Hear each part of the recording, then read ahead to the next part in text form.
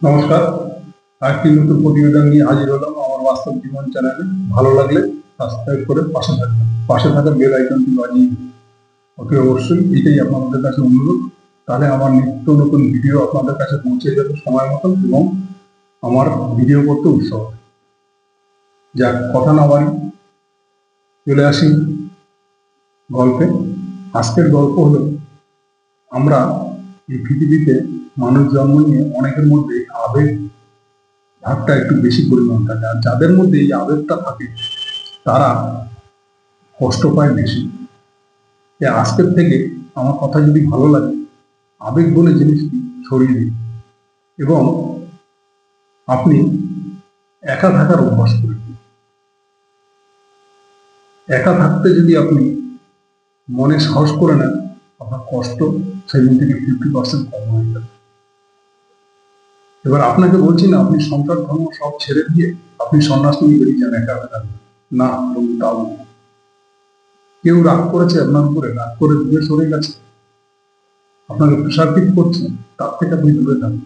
মিথ্যা হাসি, মিথ্যা ভালোবাসা, মিথ্যা প্রেম, মিথ্যা বন্ধুত্ব, মিথ্যে সম্পর্ক জড়িয়ে নিজেকে কষ্ট দেবেন, তার থেকে দূরে থাকাই ভালো।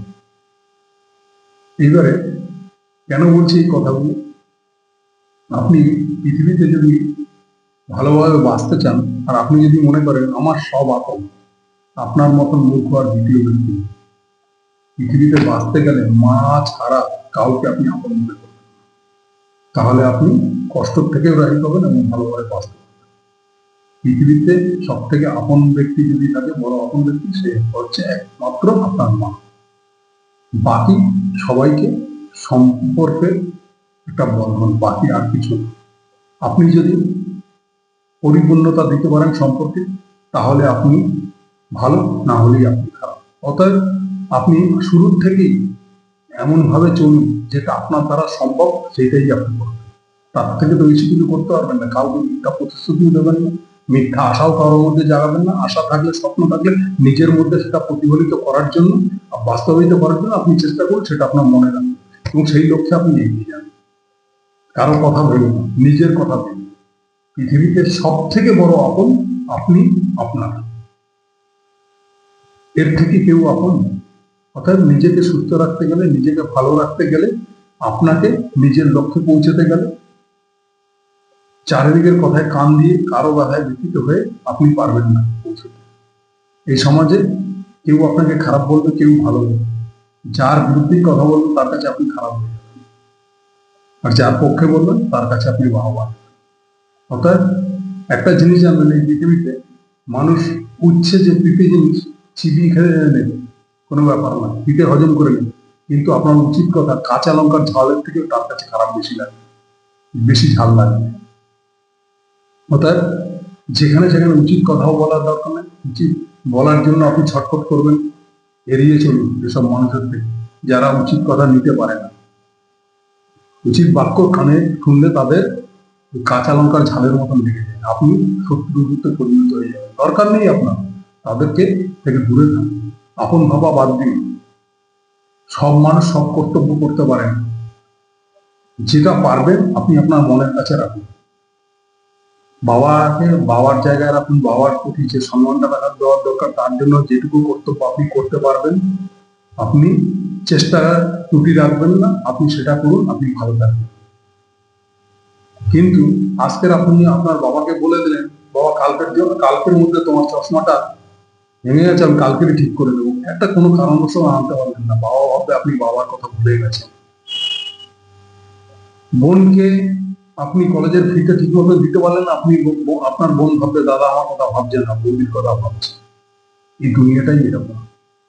অর্থাৎ যেটা পারবেন খোলাখুলি, আমি এটা পারবো, এটা দিতে পারছি, আমার এই অবস্থায় নিজেকে বাঁচাতে হবে।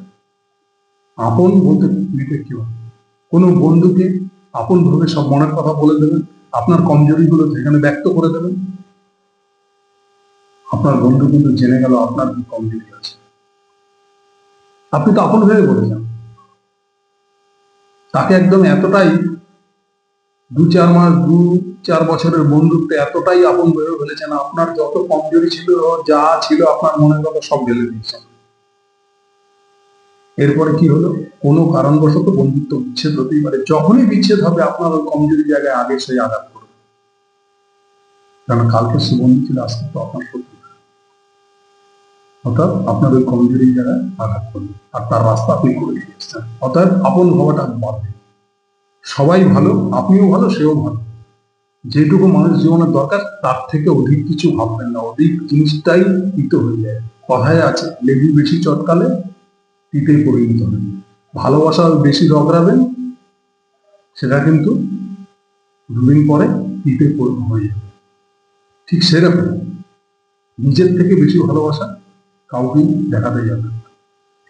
কোনো একটি মেয়েকে ভালোবাসে, তাকেও আবেগের বশত আপনার বাড়ি ঘরের বাবা মায়ের সব ইতিহাস সব আপনি গল্প করে দিচ্ছেন।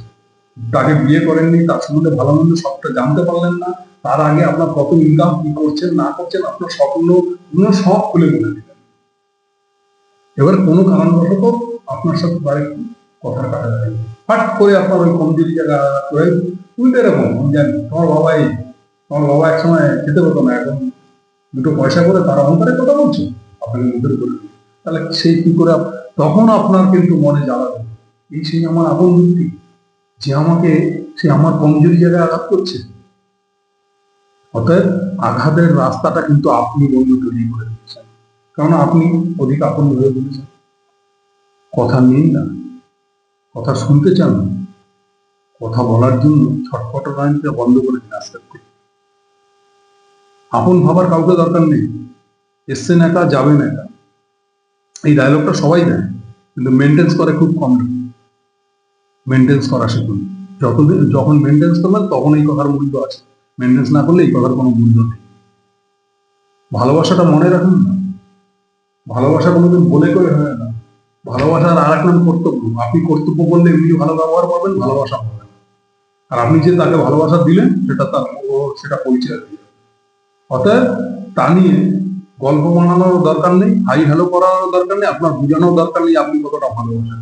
আপনার ব্যবহারই আপনার পরিচয় পেয়ে যাবে তারা। বেশি আপনত্ব দেখে দেখি আপনি শত্রুতে পরিণত হয়ে যাবেন। আপন বলে এই জন্য কেউ নেই, যাকে আমরা দেখিনি পৃথিবীর বুকে, ঈশ্বর যিনি আপনাকে এই জীবন দান করেছেন সেই এক আপন। আর যে আপনাকে নমাজ পড়বে ধরে আপনাকে আপনার ঘুম মুখ পরিষ্কার করে আপনাকে মানুষ করেছে, তিনি হচ্ছেন মারা। জানেন, আপনি একটা অপরাধ করে আসলে মারা ছেলের তলায় আপনি জায়গা পাবেন, কিন্তু কোনো বন্ধুর পাশে গিয়ে আপনি এইভাবে জায়গা পাবেন না। যদি জায়গা দেয় তার সাথে জন্য, কিন্তু মা জানবে আমার ছেলেটি করে ফেলেছে, কি করবো দেখি, আর জীবনে যাতে না করে সেরকম শিক্ষা দেবো, বুঝিয়ে মানুষ করার চেষ্টা করবো। তাই মায়ের থেকে বড় আপন কেউ নেই। অতএব সবাইকে আপন ভেবে মনের কথা বলতে যাবে। দেখছেন তো সমাজে 20 বছর ঘর করেছে, সংসার করেছে, ছেলে মেয়ে হয়েছে, তারপরেও ডিভোর্স হচ্ছে। তারপরেও আপনাদের শিক্ষা হয় না? আর কবে শিক্ষা হবে? এরপরে আবেগের চোটে নারী ঘুরি বের করে সব বলে ফেলতে হবে না।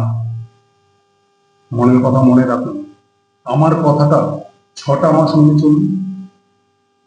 আপনার যদি মুখে হাসি না থাকে তখন আমাকে দূর থেকে গালাগালি দিলেও আমার সহ্য হবে। পারলে আমাকে যোগাযোগ করে রাখবেন, কারণ আমার এই চ্যানেলে বাস্তবের বাইরে আমি কিছু বলি না। বাস্তবে যা ঘটছে, বাস্তব থেকে নেওয়া গল্পই আপনাদেরকে শোনাই।